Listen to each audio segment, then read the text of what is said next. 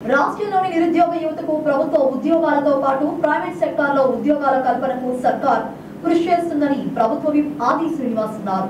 వేములవాడలో mega job మేళాను నిర్వహించగా 46 కంపెనీలు పాల్గొన్నాయి. సుమారు 1000 మంది నిరుద్యోగ యువతీ యువకులు ఉద్యోగాల కోసం దరఖాస్తులు చేసుకున్నారు. నిరుద్యోగ యువత అందరికీ ఉద్యోగ అవకాశాలు కల్పించాలని జాబ్ మేళాలో పాల్గొన్న కంపెనీలకు సూచించినట్లు ఆయన తెలిపారు. ప్రతి 6 నెలలకు ఒకసారి వేములవాడ ప్రాంతంలో మెగా జాబ్ మేళాను నిర్వహించనున్నట్లు ఆది శ్రీనివాస్ చెప్పారు. 46 కంపెనీలు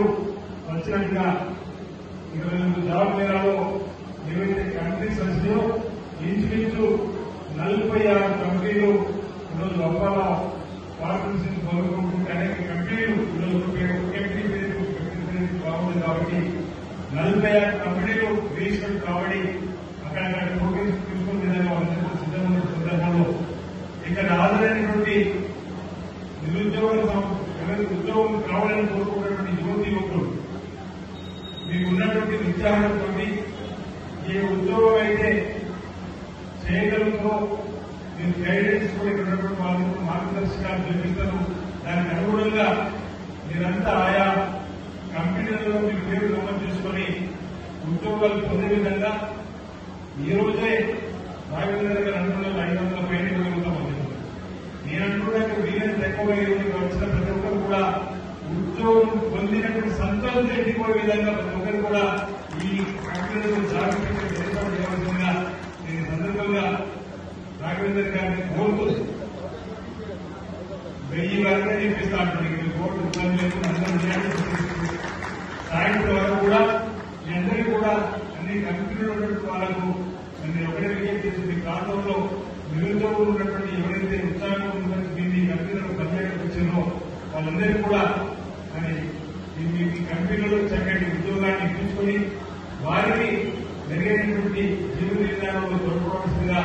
ఆయా కంపెనీలకు ఈ సందర్భంగా నేను విజ్ఞప్తి చేస్తూ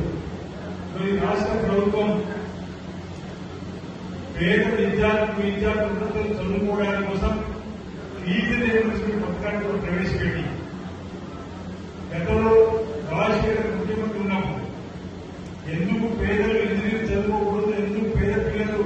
డాక్టర్లు కాకూడదని చెప్పని ఇంటర్మీడియట్ తదుపరి ఇంటర్మీడియట్ నుంచి కూడా ఫీజు రియంబర్స్మెంట్ పథకం పెట్టడం వల్ల అనేక మంది పేద పిల్లలు ఉన్నప్పుడు వాళ్ళు డాక్టర్లు అయిన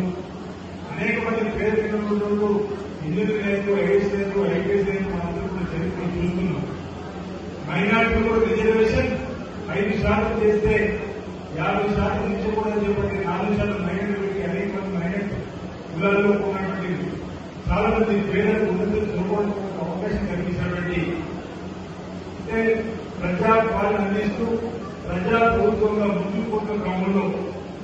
ప్రతి ఒక్కరికి వారి అవకాశాలను సద్వినియోగం చేసుకునే విధంగా అవకాశాలు కల్పించడం కోసం ఈ ప్రభుత్వం మెరుగైనటువంటి విధానాన్ని అవలంబిస్తున్న